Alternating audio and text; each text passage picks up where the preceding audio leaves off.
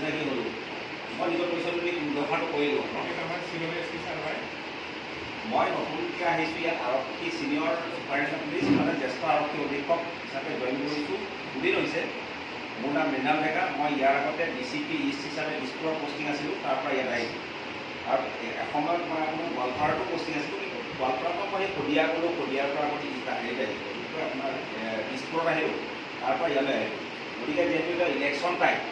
গতিকে ইলেকশ্যনটো সমাগত গতিকে আপোনালোকৰ দায়িত্বটো বাঢ়িব নিৰপেক্ষভাৱে আমি যি ধৰণে পাৰ কৰি লৈ যাওঁ সেই ধৰণে পাৰ কৰি লৈ যাব আমাৰ আৰক্ষী আউটপোষ্টো আছে আমাৰ থানাখন আছে আমাৰ অফিচাৰ আছে আমাৰ অফিচাৰসকল আছে